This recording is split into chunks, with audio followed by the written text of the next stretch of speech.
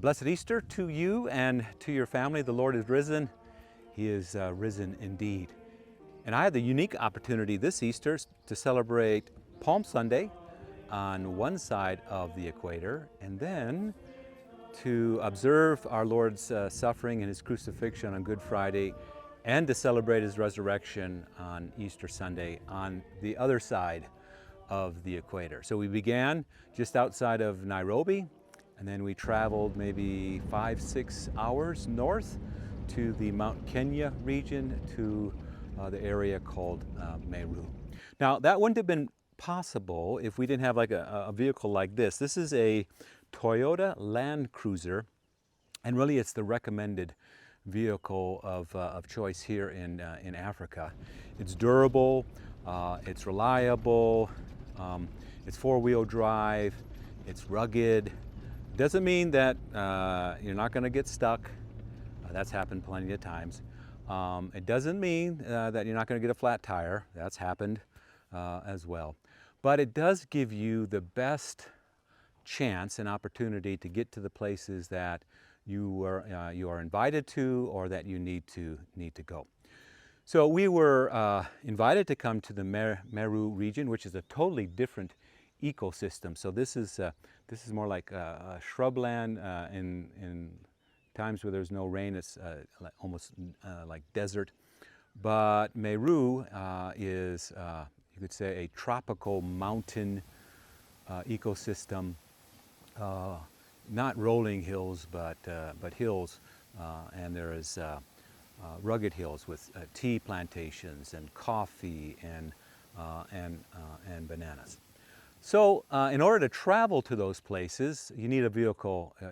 Like this, because I mean there are roads, and main roads outside of Nairobi are paved. But to go to the different places that we were invited to, you need a vehicle that has four-wheel drive and the ability to maneuver and to navigate through some rugged terrain. So the purpose of our visit was, first of all, to see some of the previous Lutheran School of Theology students. A couple of them were facing some illness and health issues, so we had opportunity to stop along the way and to visit with them and to pray with them. And they were so hospitable and gracious, and food was abundant, and conversation was slow, and you know, your schedule was not on the watch, not in Africa, you know. So they keep a different type of time here, and so we had a chance to visit with some of those students. But in addition to that, I was invited to preach on Good Friday, and Reverend May was invited to preach on Easter Sunday. So at two different locations in the Meru region. And so on Good Friday service, we gathered with the universal church across the world, and we observed our Lord's passion, and Isaiah 53, that He took up our infirmities and carried our sorrows, and yet we considered Him stricken by God, smitten by Him, and afflicted.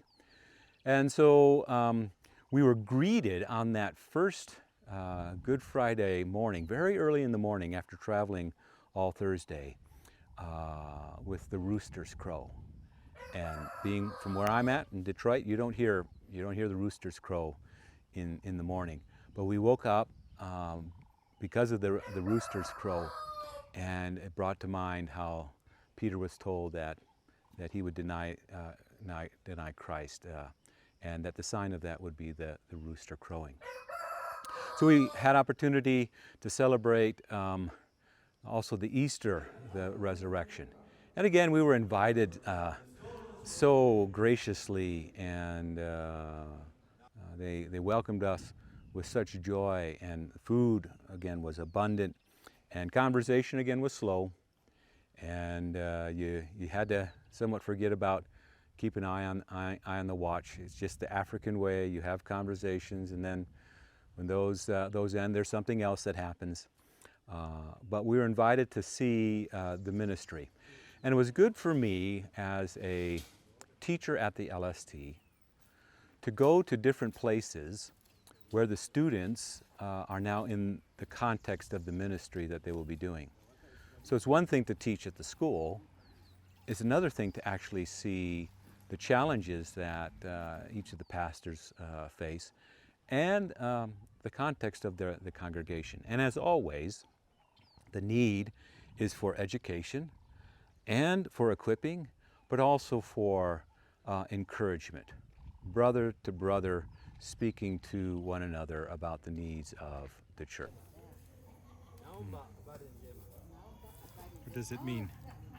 About Gemma. Yeah, what does Good it- news Oh, good news. and good news.